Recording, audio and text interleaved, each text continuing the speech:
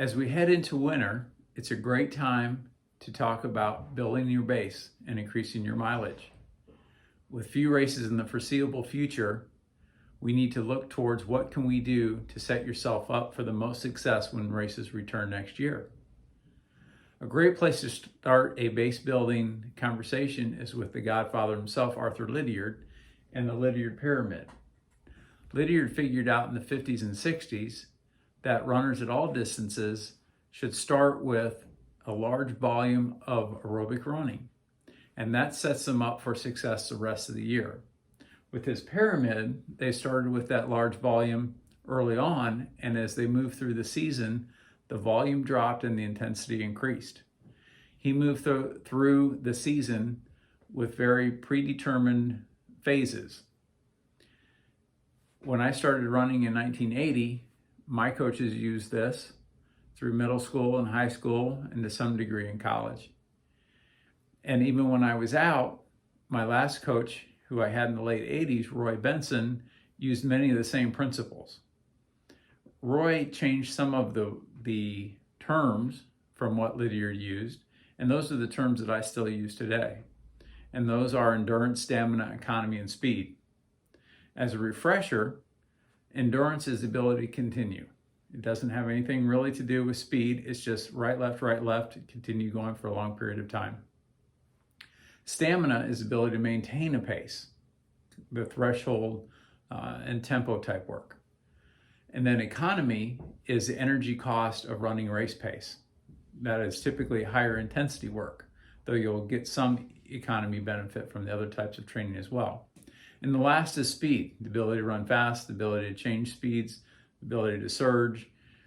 And we do those in a couple of ways. We do those in the aerobic and the anaerobic speed work. And the anaerobic version is more of the economy type training. And then the aerobic speed work are workouts like 30s, 60s, where we're more interested in firing fast twitch fibers, elongating stride, getting your knees up, and just counteracting the poisonous biomechanical aspects of the longer, slower running. So we still use that, and we can attribute that to Arthur Lydiard. Now, Lydiard's program worked very well because he found that plenty of people had the speed to run really fast. What they didn't have was aerobic development to be able to hold that speed. So he had even 800-meter runners running 100 miles a week at points in the season to prepare them for the higher intensity work, and also so they could carry that speed that was pretty easy for them to run for 200 to carry it through 800 and the 1500 and on up the chain.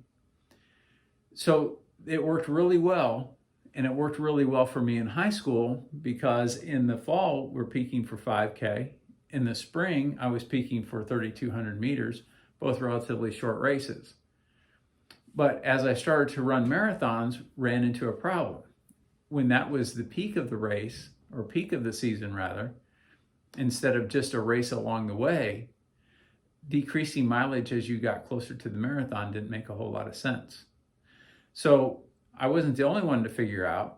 Some people have turned the pyramid upside down, some have turned it on its side, and done other things to use the same principles, but to be more specific to the race that they wanted to excel in at the end of the season. So it works really well leading up to shorter races.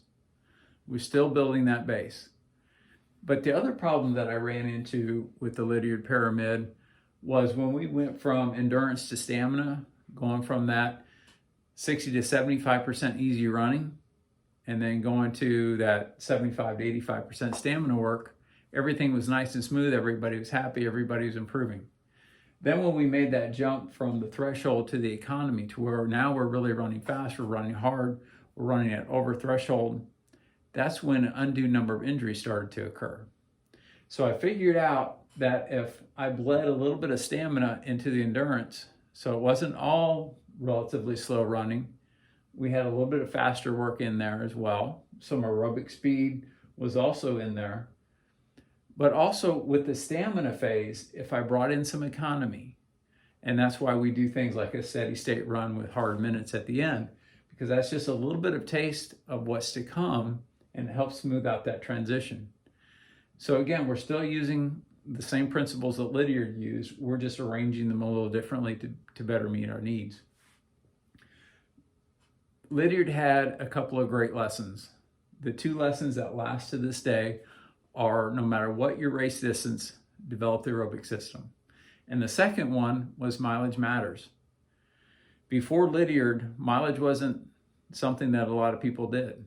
Even marathoners weren't doing what you might consider high mileage. So that changed everything. There's a number of reasons that mileage is good. There's a number of reasons why increasing is going to help you be a better runner at every distance. And we'll talk about those in the next segment.